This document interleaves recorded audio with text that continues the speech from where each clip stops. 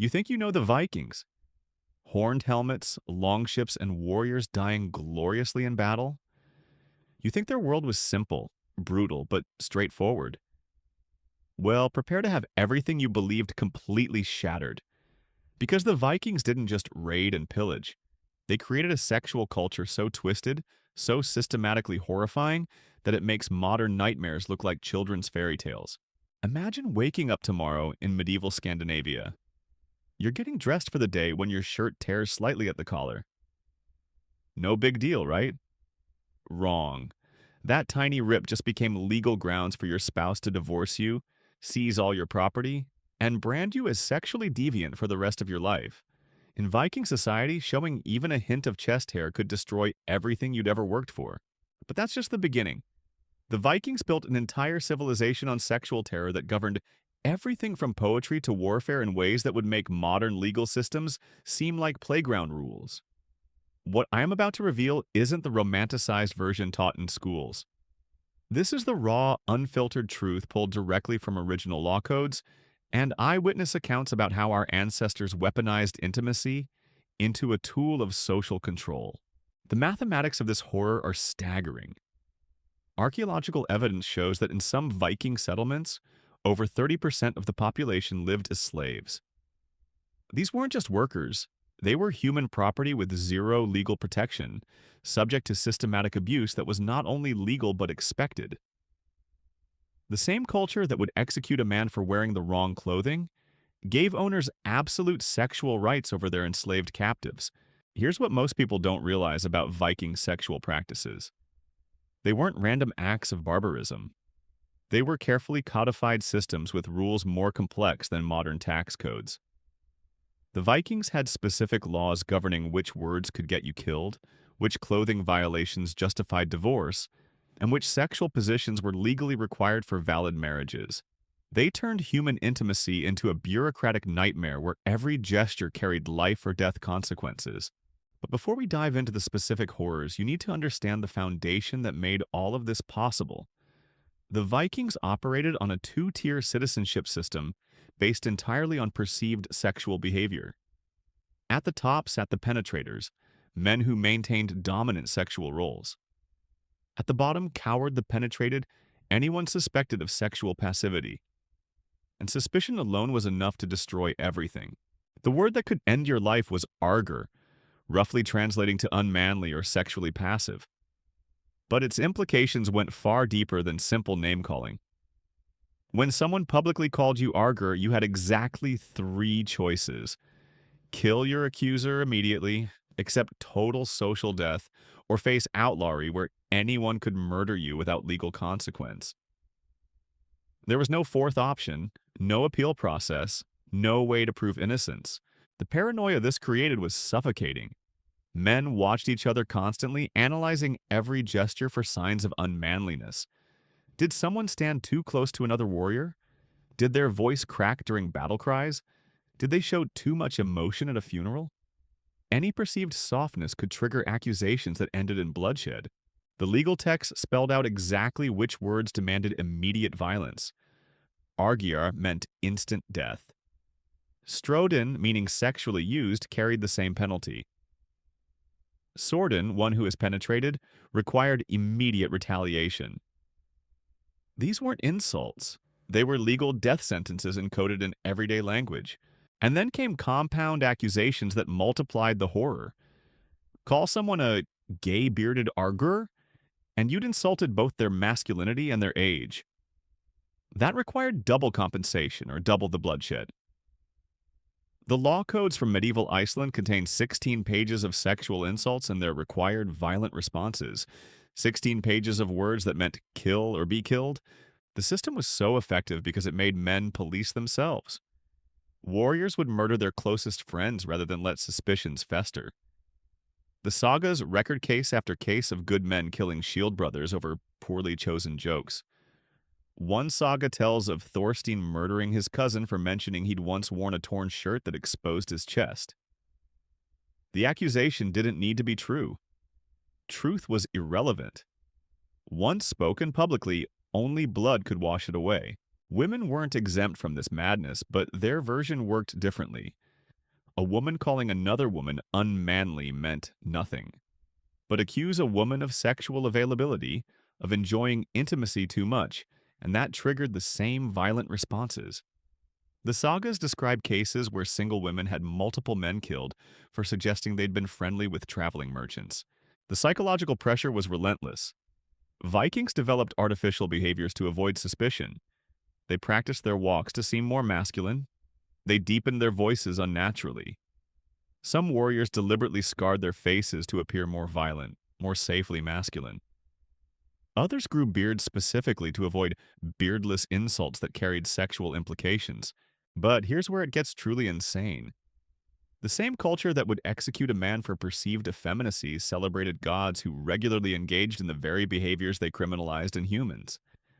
Take Loki, the shape-shifting trickster who routinely switched genders for sexual encounters. The stories every Viking child heard included Loki transforming into a female horse, mating with a stallion, and giving birth to an eight-legged foal that became Odin's mount. Think about that for a moment. The gods themselves engaged in cross-species gender-switching sexual encounters that produced monstrous offspring, and Vikings told these tales to children as a religious education. Thor himself dressed as a bride, complete with wedding dress and veil, to infiltrate enemy territory. Odin practiced what Vikings called feminine magic that required him to take passive sexual roles with spiritual entities. The chief god of Viking religion was, by their own legal definitions, Arguir. Yet mortals who imitated divine behavior faced immediate execution. The cognitive dissonance was staggering. Gods could shapeshift, cross-dress, and engage in every form of sexual fluidity imaginable. That was divine mystery. Humans accidentally showing a collarbone-faced social annihilation. This paradox created impossible psychological pressure. Every Viking lived split between two realities: the fluid divine sexuality they worshipped and the rigid human sexuality that could kill them. They attended religious festivals celebrating Loki's horse pregnancy in the morning, then murdered someone for a soft gesture in the afternoon. The wedding rituals themselves embodied this contradiction. Every Viking marriage began with Thor's hammer placed between the bride's thighs, not symbolically, but literally. The actual ritual hammer, heavy enough to break bones, pressed against her body while witnesses chanted blessings. This wasn't subtle religious metaphor, it was the gods themselves blessing the union through symbolic divine penetration. But the hammer ceremony was just the beginning of wedding night horrors that make modern bachelor parties look tame. The entire wedding party followed the couple to their bedchamber, not to leave them alone but to participate.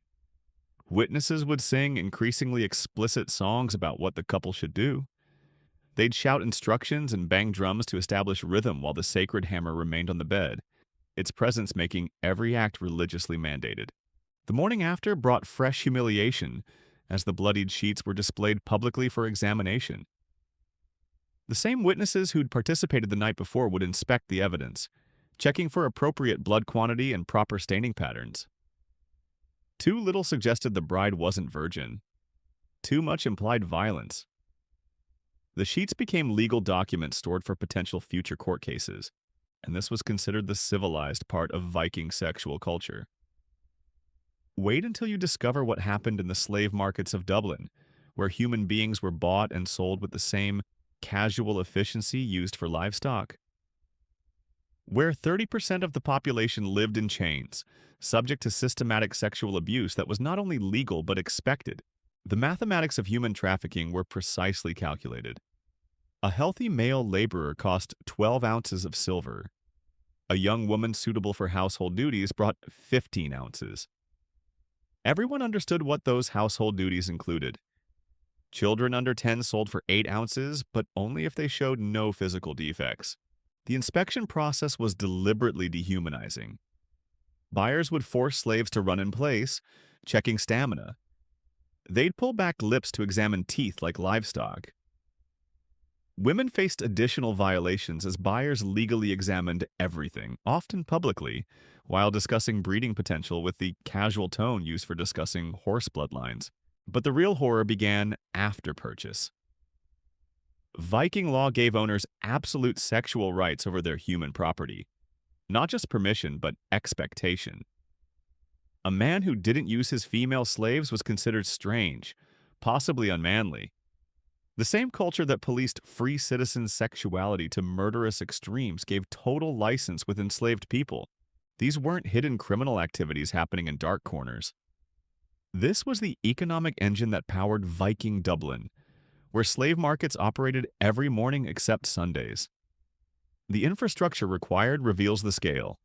Transportation networks spanning from Iceland to Constantinople, standardized pricing guides, bulk purchase discounts, and financing options for major buyers.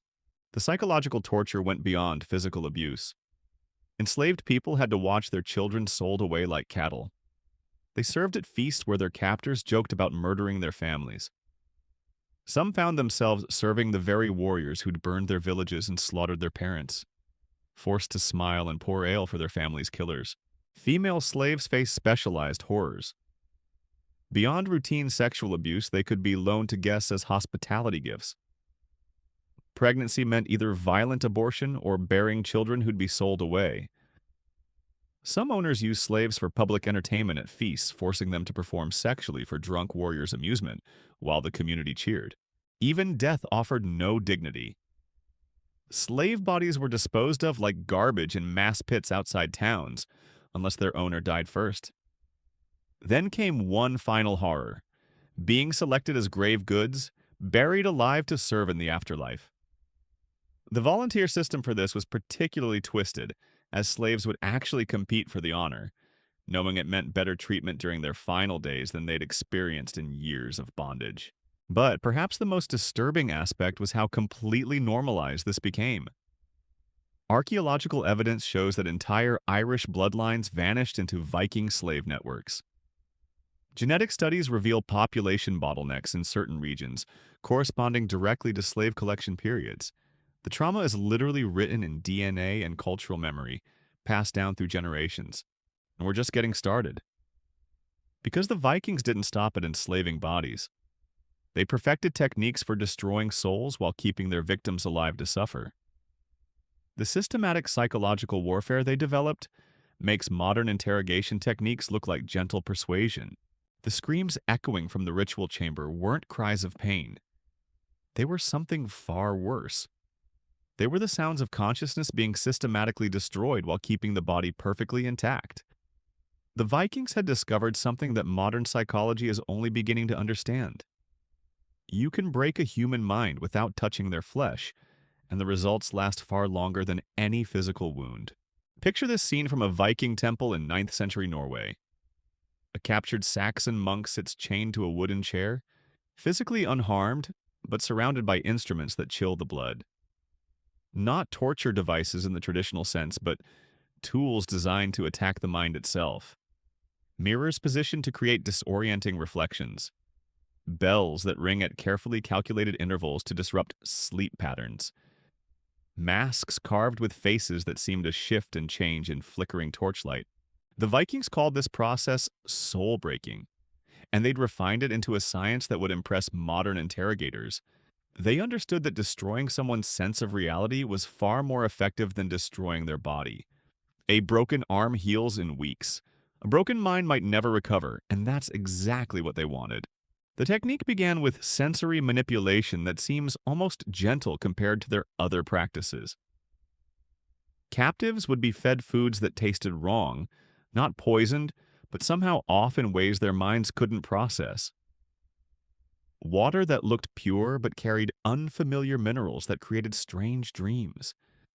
Bread made with grains that induced mild hallucinations, just enough to make prisoners question their own perceptions. Sleep became the primary weapon in this psychological arsenal. Vikings discovered that controlled sleep deprivation could break the strongest warriors faster than any physical torture. But they didn't simply keep prisoners awake. They created sleep schedules that followed no natural pattern, waking captives at random intervals, sometimes after minutes, sometimes after hours. Never long enough for proper rest, but never consistent enough for the mind to adapt. The genius lay in the unpredictability. Humans can endure almost anything if they can predict it, plan for it, mentally prepare. But when every moment brings potential interruption, when sleep becomes a luxury that might be snatched away at any second, the mind begins to fracture. Prisoners would beg for consistent torture schedules, anything predictable they could mentally prepare for. But the Vikings had studied their enemies too carefully to provide even that mercy. They'd observed that different cultures broke in different ways. Christian monks, accustomed to religious discipline, could endure structured hardship but crumbled when faced with complete chaos. Saxon warriors, trained for battle's brutal clarity, fell apart when confronted with subtle psychological manipulation. The treatment varied based on the prisoner's background, creating customized psychological attacks. For deeply religious captives, Vikings would stage blasphemous ceremonies just outside their cells, forcing them to hear sacred prayers being mocked and twisted. For warriors, they'd create sounds of battle that would suddenly stop, leaving the prisoner straining to hear what happened to their comrades, their imagination filling the silence with horrors worse than reality. Children received special attention in these psychological campaigns, not because Vikings showed them mercy, but because broken children became the most effective weapons against adult captives. Parents would hear their children's voices calling for help from other parts of the compound, never knowing if the sounds were real or carefully orchestrated deception. The Vikings documented their techniques with the same precision they applied to shipbuilding or metalwork. They kept records of which methods worked fastest on different personality types. They noted optimal timing for various psychological pressures. They even developed a crude rating system for measuring mental breakdown, tracking prisoners' progress from initial resistance to complete psychological collapse. One particularly effective technique involved false hope, carefully administered and then shattered. Prisoners would be told they were being released, allowed to prepare mentally for freedom, sometimes even taken partway home before being dragged back to captivity. The psychological impact of having hope destroyed was often more devastating than months of conventional abuse. But perhaps the most insidious aspect was how Vikings used prisoners' own moral codes against them. Christian captives would be forced to choose between betraying their faith or watching other prisoners suffer. Warriors would face decisions between personal honor and their comrades' safety. Every choice became a trap designed to make victims complicit in their own destruction. The long-term effects were exactly what Vikings intended. Prisoners who eventually gained freedom often couldn't readjust to normal life. They developed such severe paranoia that they couldn't trust their own perceptions. Many became convinced that their rescue was just another layer of deception, that they were still captives in an elaborate psychological maze. Some returned to their homelands only to discover they could no longer function in civilized society. They'd jump at unexpected sounds, refuse to sleep in enclosed spaces, and react with violence to harmless situations their damaged minds interpreted as threats. Their own families often couldn't recognize the broken shells that returned wearing familiar faces. The Vikings considered this the ultimate victory. They'd created weapons that would continue fighting long after the war ended. Former prisoners became walking advertisements for Viking psychological warfare, living proof that resistance was not only futile but actively harmful to one's sanity. But the true horror wasn't what they did to enemies. It was what they did to their own people who showed any sign of psychological weakness. Vikings who displayed what we'd now recognize as post-traumatic stress from battle faced immediate suspicion of unmanliness. Warriors returning from combat were expected to show no emotional distress, no difficulty sleeping, no reluctance to fight again. Those who couldn't hide their psychological wounds faced the same social destruction reserved for sexual deviants.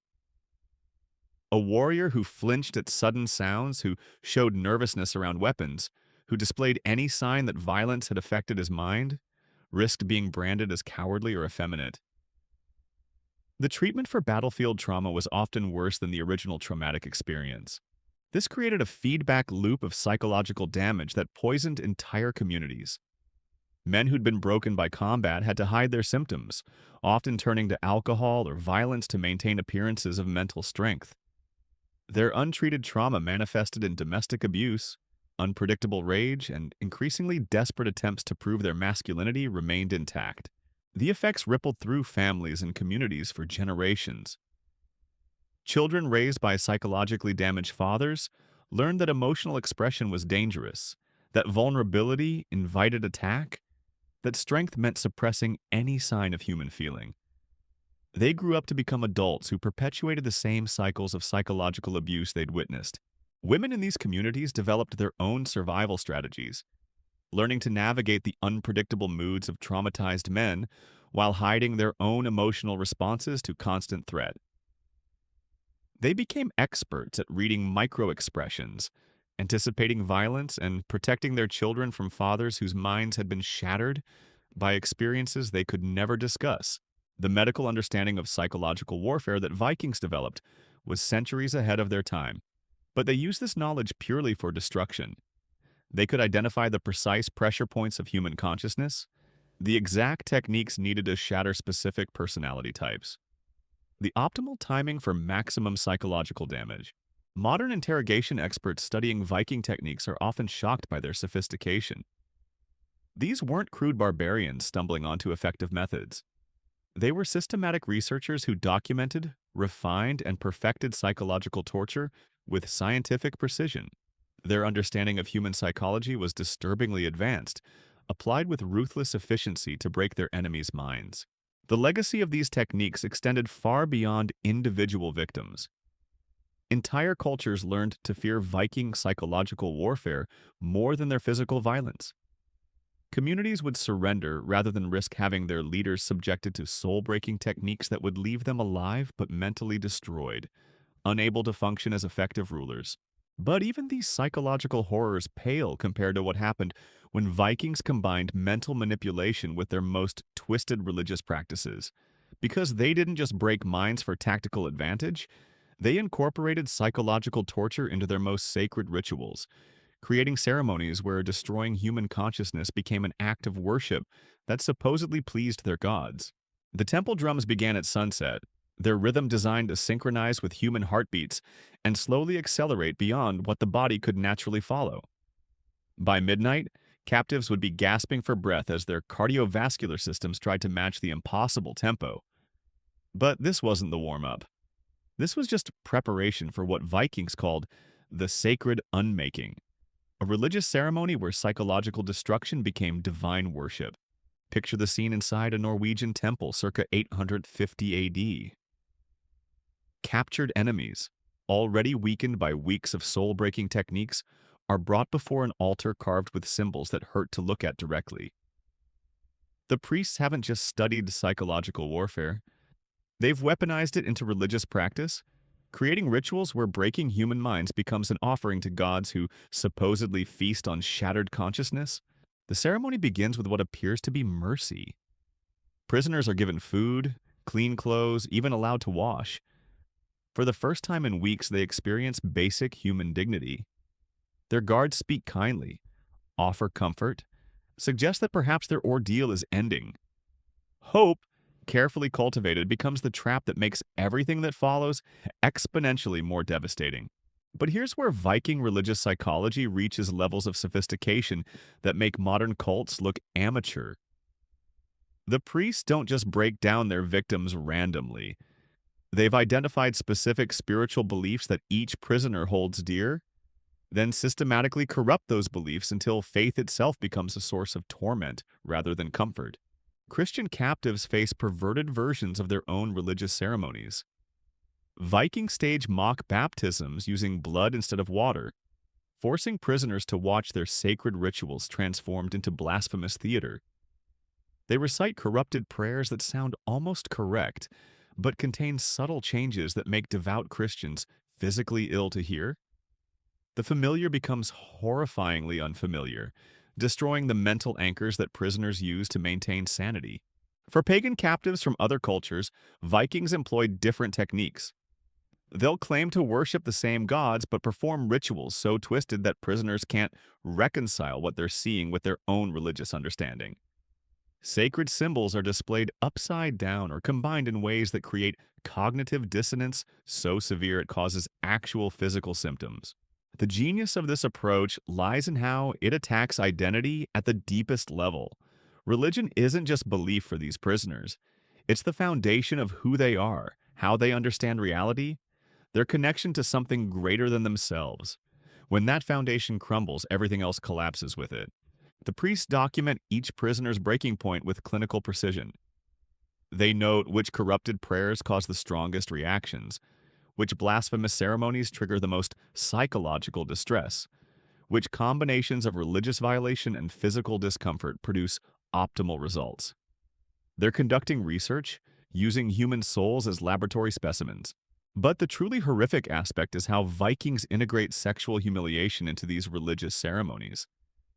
Prisoners are forced to participate in rituals that violate every concept of sexual propriety their cultures hold sacred. Not through physical assault, but through psychological manipulation that makes victims complicit in their own degradation. They might be told that refusing to perform certain acts will result in their family members suffering worse fates, or that participation will earn mercy for their fellow prisoners. Every choice becomes impossible, every decision a betrayal of either personal dignity or concern for others. The psychological trap is perfect because there's no way to maintain moral integrity, regardless of what the prisoner chooses. The audience for these ceremonies includes Viking children, who are taught to view the proceedings as normal religious observance. They learn that destroying enemy consciousness is holy work, that psychological torture serves divine purposes, that human suffering can be transformed into spiritual nourishment for their gods. These children grow up with fundamentally altered concepts of empathy and morality. They've witnessed systematic psychological destruction presented as religious duty, watched adults they respect turn human torment into worship, learned that consciousness itself can be a weapon to be wielded against enemies. The ripple effects spread through entire generations. Children raised on these ceremonies become adults who view psychological manipulation as natural, even virtuous when applied to enemies. They develop sophisticated techniques for identifying and exploiting psychological vulnerabilities in others, skills they pass on to their own children as survival necessities. But the religious justification makes everything worse because it removes moral constraints that might otherwise limit the cruelty. When psychological torture becomes divine service, when breaking minds is reframed as holy work, there's no natural stopping point. The more suffering inflicted, the greater the supposed spiritual benefit. Vikings develop increasingly elaborate ceremonies as communities compete to demonstrate their religious devotion through more creative forms of psychological destruction. What begins as simple mind-breaking evolves into theatrical productions, where human consciousness is systematically dismantled for entertainment value disguised as worship. The priests themselves undergo changes that make them more effective at their grisly work. Constant exposure to extreme psychological manipulation alters their own mental states, making them less capable of normal human empathy, while enhancing their ability to identify and exploit psychological weaknesses in others. They develop what modern psychologists would recognize as antisocial personality traits.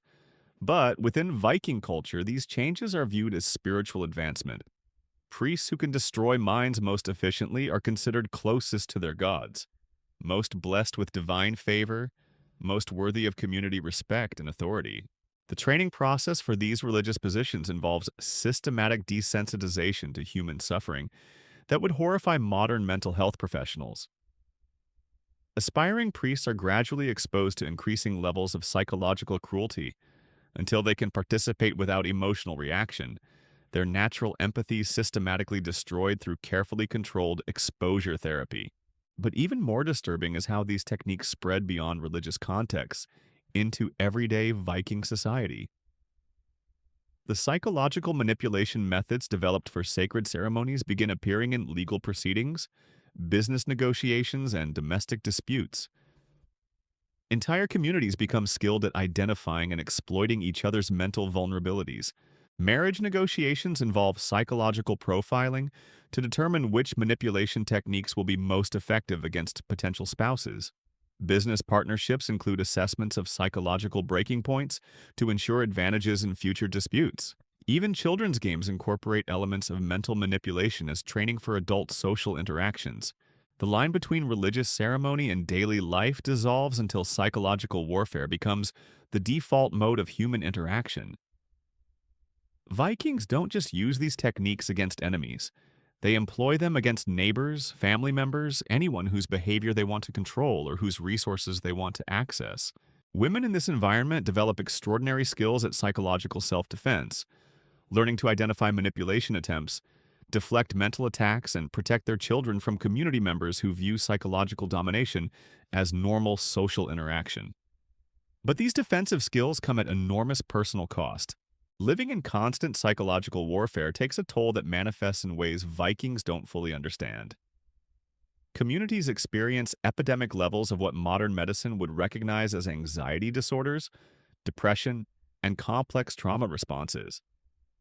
But Viking culture interprets these symptoms as character flaws rather than predictable responses to systematic psychological abuse. The cumulative effect creates societies where genuine human connection becomes nearly impossible. When everyone is trained to identify and exploit psychological vulnerabilities, when mental manipulation is normalized as standard social interaction, when consciousness itself is viewed as a battleground, authentic relationships can't develop. Trust becomes a luxury too dangerous to afford. Emotional vulnerability transforms into tactical disadvantage. Love itself gets weaponized as manipulation technique rather than experienced as genuine connection. Entire generations grow up without ever experiencing healthy human relationships because their culture has poisoned the psychological foundations that make such relationships possible. But this systematic destruction of human psychological well-being was just preparation for Viking society's most twisted innovation. Because they didn't stop at breaking individual minds or corrupting community relationships. They developed methods for destroying entire cultures from within, psychological warfare techniques designed to make conquered peoples complicit in their own cultural extinction.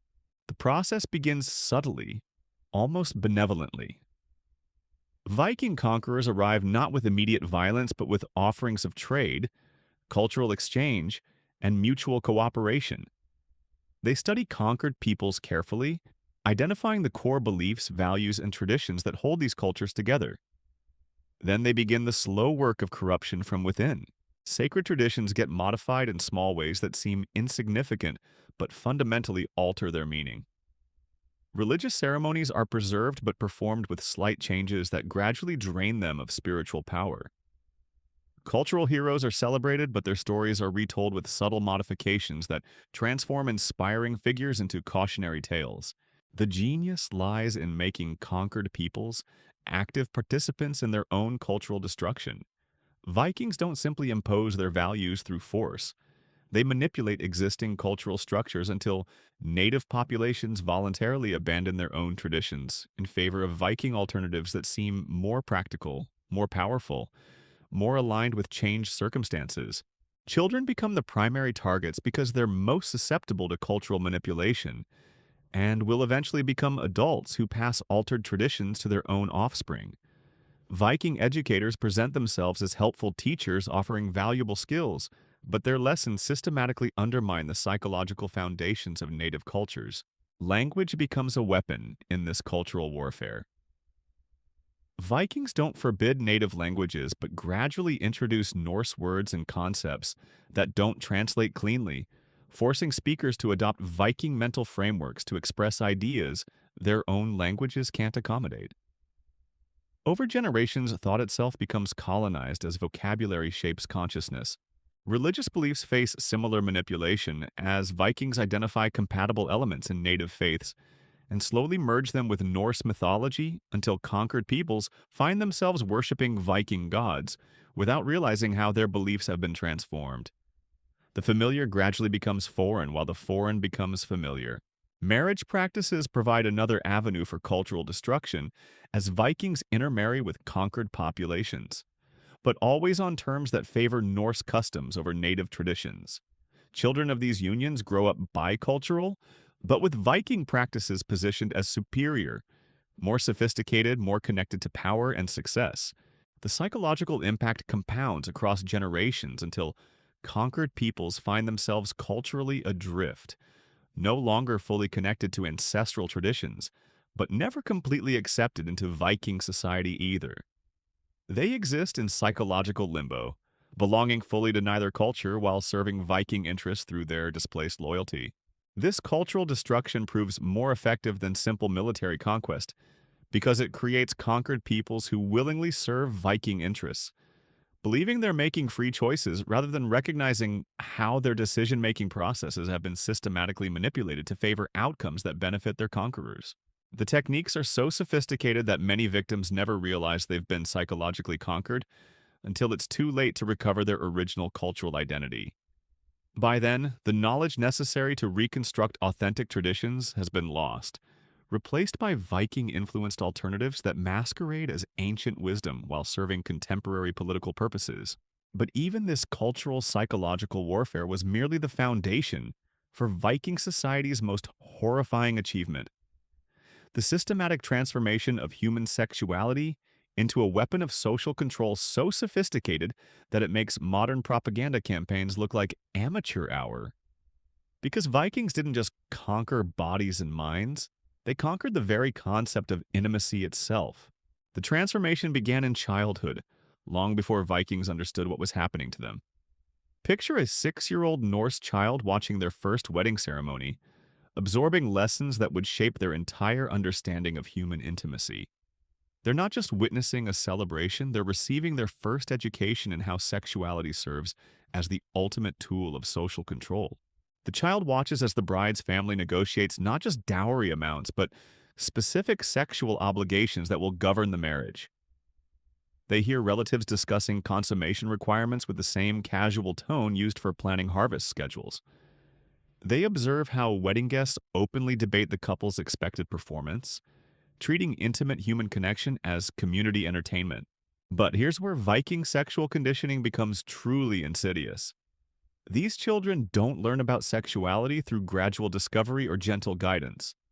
They're immediately immersed in a system where every aspect of intimate behavior carries legal, social, and religious consequences. Sex isn't presented as natural human expression, but as a battlefield where victory means survival and defeat means social annihilation. The educational process is relentless and systematic.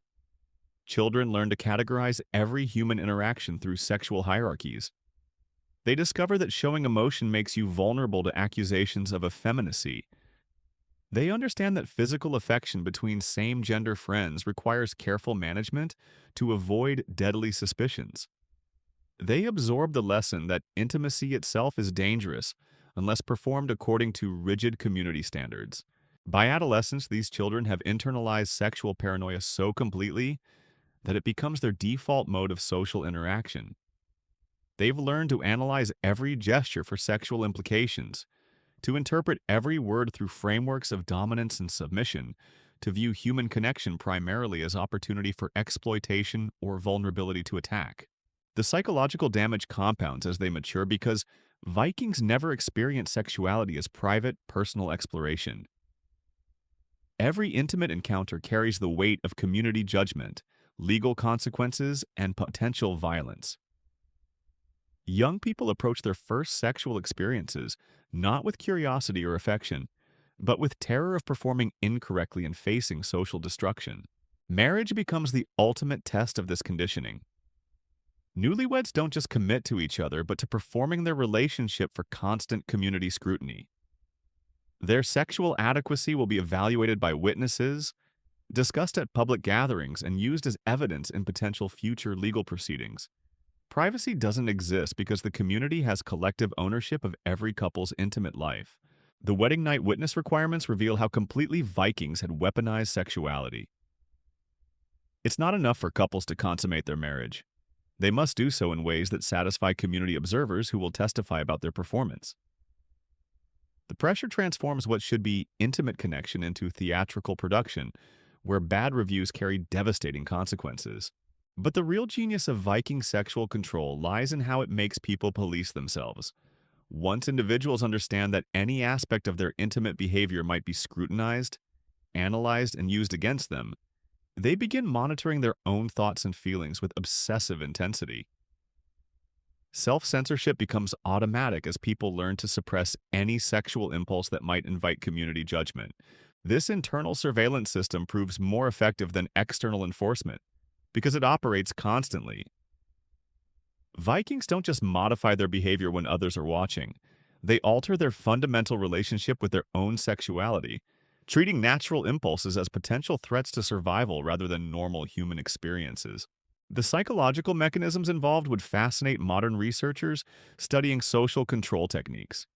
Vikings discovered that sexuality provides the perfect leverage point for manipulating human behavior because it's simultaneously universal and deeply personal.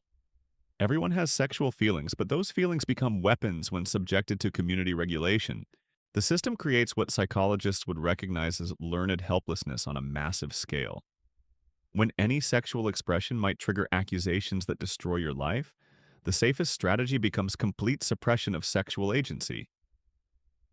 People learn to accept whatever sexual role the community assigns them, rather than risk asserting personal preferences that might violate social expectations. Women face particularly sophisticated forms of sexual conditioning that transform them into active participants in their own oppression. They learn that their value depends entirely on managing sexuality according to community standards. Too much interest makes them scandalous. Too little makes them defective. They must calibrate their responses with precision that would challenge professional performers. The training process for young women involves constant surveillance of their developing sexuality by older female relatives who have internalized the same oppressive standards. Mothers teach daughters to suppress natural responses, fake appropriate ones, and navigate the impossible balance between availability and purity that Viking society demands. But perhaps most disturbing is how this conditioning affects children born into the system. They never experience sexuality as anything other than social performance. Their first understanding of intimacy comes through frameworks of dominance, submission, community judgment, and potential violence. They literally don't know that healthy sexual relationships are possible. The intergenerational transmission of sexual trauma becomes automatic as each generation passes damaged concepts of intimacy to their offspring. Parents who've never experienced healthy sexuality can't model it for their children. Communities that treat intimacy as warfare can't create environments where a genuine connection develops. The cumulative effect produces societies where authentic human bonding becomes nearly impossible. When sexuality is weaponized, when intimacy is performance, when connection is competition, the psychological foundations for healthy relationships simply don't exist. People learn to interact through power dynamics rather than mutual affection or genuine attraction. Archaeological evidence reveals the devastating consequences of this systematic sexual conditioning. Skeletal remains show patterns of stress-related health problems that correlate with the social pressures Viking sexual systems created. Genetic studies reveal population bottlenecks suggesting that many people simply couldn't or wouldn't reproduce under such psychologically damaging conditions. The documentary evidence is equally disturbing. Legal codes contain thousands of regulations governing sexual behavior, but virtually no provisions for protecting individual autonomy or promoting healthy relationships. The system was designed to control behavior, not support human flourishing, and its effects were exactly what you'd expect from such priorities. Modern scholars studying Viking sexuality often focus on the dramatic aspects like blood eagles and slave markets, but the subtle psychological conditioning may have been even more destructive because it affected everyone. Even free Vikings with high social status lived under constant sexual surveillance that poisoned their most intimate relationships. The conditioning techniques were so effective that they persisted long after Viking political power collapsed. Communities that had been subjected to Norse sexual control continued practicing modified versions of these systems for generations, unable to imagine alternatives to the psychological frameworks they'd learned. But the most chilling aspect isn't how Vikings controlled sexuality in their own communities. It's how they exported these techniques to conquered territories, using sexual conditioning as a colonization method that proved more effective than military occupation alone. Because once you control how people think about intimacy, you control the psychological foundations of their entire culture. The process begins with careful observation of native sexual customs, identifying which practices hold communities together and which create vulnerability to manipulation. Vikings study marriage rituals, courtship traditions, and family structures with the same attention they give to military defenses, looking for leverage points where sexual pressure might fracture social cohesion. They don't immediately impose Norse sexual standards on conquered peoples. Instead, they introduce modifications that seem minor, but fundamentally alter the psychological dynamics of intimate relationships. A marriage ceremony might be preserved but performed with slight changes that gradually shift power balances between spouses. Religious sexual practices face similar manipulation, as Vikings identify sacred elements in native traditions and slowly corrupt them through seemingly respectful integration with Norse customs. Over time, conquered peoples find themselves practicing sexuality that serves Viking interests while believing they're maintaining ancestral traditions. The genius lies in making cultural destruction feel like cultural preservation. Native communities cooperate with their own sexual colonization because Vikings present changes as enhancements rather than replacements, improvements rather than impositions, evolution rather than revolution. Children become primary targets because they're most susceptible to sexual conditioning and will eventually become adults who raise their own offspring according to modified standards. Viking educators present themselves as helpful teachers offering valuable knowledge about sexuality, but their lessons systematically undermine native concepts of healthy, intimate relationships. Language plays a crucial role as Vikings introduce Norse sexual terminology that doesn't translate cleanly into native tongues, forcing speakers to adopt Viking conceptual frameworks to discuss intimacy. Over generations, the very vocabulary of sexuality becomes colonized as the words shape thoughts about human connection. The psychological impact compounds across generations until conquered peoples find themselves sexually adrift, no longer connected to ancestral wisdom about intimacy, but never fully accepted into Viking sexual culture either. They exist in psychological limbo, practicing sexuality that serves their conquerors' interests while believing they're making autonomous choices. This sexual colonization proves devastatingly effective because it attacks the most fundamental aspects of human experience. When you control how people think about intimacy, reproduction, and family formation, you control the mechanisms through which cultures perpetuate themselves across generations. The techniques are so sophisticated that many victims never realize their sexual autonomy has been systematically destroyed until it's too late to recover authentic traditions. By then, the knowledge necessary to reconstruct healthy sexual practices has been lost, replaced by Viking-influenced alternatives that masquerade as ancient wisdom. But even this cultural sexual warfare was merely preparation for Viking society's ultimate achievement in human manipulation: the complete transformation of religious experience into psychological weapon. Because they discovered that when you control people's relationship with the divine, you control everything else about their existence. The final piece of Viking sexual control was perhaps their most diabolical achievement: turning the gods themselves into weapons of psychological warfare. They didn't just worship divine beings, they transformed religious experience into the ultimate tool for sexual manipulation, creating a system where your relationship with the gods determined every aspect of your intimate life. Picture this scene from a temple in 10th century Iceland. A young woman named Sigrid stands before an altar not for worship, but for what Vikings called divine sexual judgment. Her husband has accused her of inadequate performance in bed, and rather than face divorce proceedings, she's chosen to undergo religious trial by ordeal. The priest will determine whether the gods approve of her sexuality by subjecting her to ritualized humiliation disguised as sacred ceremony. This wasn't unusual. Vikings had developed an entire religious framework for regulating sexuality through supposed divine will.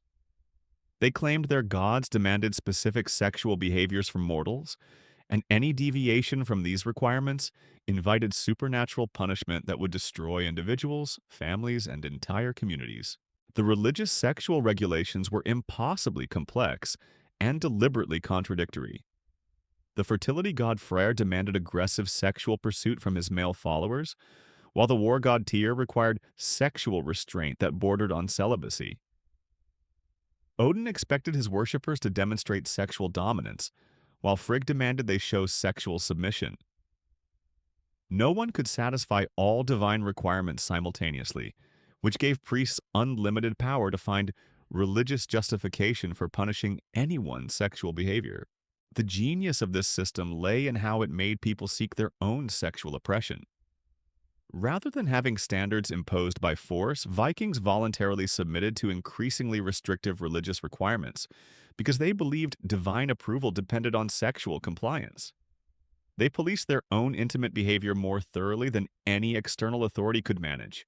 The priests who administered these religious sexual controls underwent training that would horrify modern religious leaders. They learned to identify psychological vulnerabilities in their congregants, exploit sexual anxieties for community control, and use religious authority to justify interventions in the most private aspects of people's lives. Their theological education was essentially a curriculum in systematic sexual manipulation. But the most disturbing aspect was how Vikings integrated child sexuality into their religious practices. Young people weren't protected from adult sexual expectations, but were subjected to religious evaluation of their developing intimate behavior from early adolescence. Priests claimed divine authority to examine, judge, and control children's sexual development in ways that modern societies would recognize as systematic abuse. The religious festivals became showcases for this sacred sexual control. Communities would gather not just to honor the gods, but to participate in collective sexual regulation disguised as worship. Public ceremonies included evaluation of couples' sexual performance, judgment of individuals' sexual adequacy, and ritualized punishment of those whose intimate behavior supposedly offended divine standards. These festivals created an atmosphere where sexual violence became religious duty. The same communities that would execute a man for wearing torn clothing would participate enthusiastically in ritualized sexual assault presented as divine service. The cognitive dissonance was staggering, but religious framework made it psychologically manageable for participants. The long-term psychological effects were exactly what you'd expect from systematically weaponizing religious experience. Vikings developed pathological relationships with both sexuality and spirituality that poisoned every aspect of their emotional lives. They couldn't experience genuine intimacy because it was always filtered through religious judgment, and they couldn't experience authentic spirituality because it was always contaminated by sexual control. Archaeological evidence reveals the devastating consequences. Burial sites from Viking territories show patterns of stress-related health problems, premature mortality, and reproductive dysfunction that correlate directly with periods of intensive religious sexual regulation. The system literally killed people through psychological pressure. The documentary evidence is equally damning. Religious texts from the period contain detailed instructions for sexual surveillance, elaborate procedures for religious sexual punishment, and theological justifications for community intervention in private, intimate relationships. These weren't aberrations, but core elements of Viking religious practice. Modern scholars often struggle to comprehend how Vikings could simultaneously celebrate divine sexual fluidity while brutally punishing human sexual expression. The answer lies in understanding that they weren't trying to create consistent moral systems. They were developing tools for social control that used religious authority to justify unlimited interference in people's most private experiences. The techniques they developed were so effective that they influenced European sexual culture for centuries after Viking political power collapsed. Medieval Christianity adopted modified versions of Norse religious sexual regulation, creating institutional frameworks that controlled intimate behavior through claimed divine authority rather than secular law. But perhaps the most chilling legacy is how completely Vikings succeeded in normalizing the weaponization of human sexuality. They demonstrated that entire societies could be trained to view intimate relationships primarily as opportunities for social control rather than personal fulfillment, and their example has been studied and replicated by authoritarian movements throughout history. The mathematics of this horror are staggering when you consider the full scope. Over 3 centuries, Viking sexual control systems affected millions of people across territories spanning from Greenland to Russia. Archaeological evidence suggests that in some regions, up to 60% of the population showed signs of chronic stress-related health problems directly attributable to living under systematic sexual surveillance and control. The ripple effects extended far beyond immediate victims. Children raised in communities where sexuality was weaponized grew up to become adults who couldn't imagine healthy, intimate relationships. They passed damaged concepts of human connection to their own offspring, creating intergenerational cycles of sexual dysfunction that persisted for centuries. Even today, researchers studying Viking culture uncover new evidence of just how thoroughly they had corrupted human sexuality. Recent archaeological discoveries include specialized buildings designed for sexual surveillance, elaborate record-keeping systems for tracking community members' intimate behavior, and ritual objects used in ceremonies where sexual punishment was presented as religious worship. The technology they developed for sexual control was remarkably sophisticated. They created acoustic systems for eavesdropping on private conversations, architectural features for spying on intimate encounters, and even early forms of psychological testing designed to identify sexual nonconformity before it could threaten community control. But the most disturbing realization isn't what Vikings did to their enemies or their slaves. It's what they did to themselves. The system they created to control others eventually consumed them as well. By the end of the Viking Age, their own communities were so thoroughly poisoned by sexual paranoia that healthy relationships had become virtually impossible, even among the ruling classes. The collapse of Viking civilization can be directly attributed to their sexual control systems. When intimacy becomes warfare, when families become battlegrounds, when human connection is transformed into social control, societies lose the psychological foundations necessary for long-term survival. The Vikings literally destroyed themselves through their own sexual innovations. The lesson for modern audiences couldn't be clearer. Viking sexual practices weren't ancient barbarism safely confined to history books. They were sophisticated techniques for human control that continue to influence how we think about sexuality, relationships, and social regulation. Understanding their methods helps us recognize when similar patterns emerge in contemporary cultures. The most important realization is that the Vikings weren't uniquely evil. They were ordinary humans who developed extraordinary methods for weaponizing the most fundamental aspects of human experience. Their techniques succeeded because they exploited universal psychological vulnerabilities that exist in every society. The capacity for similar systematic sexual control exists wherever humans create communities, and vigilance against such systems requires constant effort. The archaeological record continues to reveal new evidence of Viking sexual practices that challenge our understanding of both their civilization and human nature itself. Each discovery forces us to confront uncomfortable truths about what ordinary people can be convinced to do when sexuality becomes a tool of social control rather than an expression of human connection. But perhaps the most chilling aspect of studying Viking sexual culture is recognizing elements of their system in our own world. The techniques they pioneered for sexual surveillance, the methods they developed for weaponizing intimacy, the psychological frameworks they created for controlling human relationships. All of these innovations continue to influence modern societies in ways we're only beginning to understand. The Vikings proved that human sexuality could be completely corrupted and transformed into a weapon of social destruction. They demonstrated that entire civilizations could be built on systematic sexual control, without most participants recognizing what was happening to them.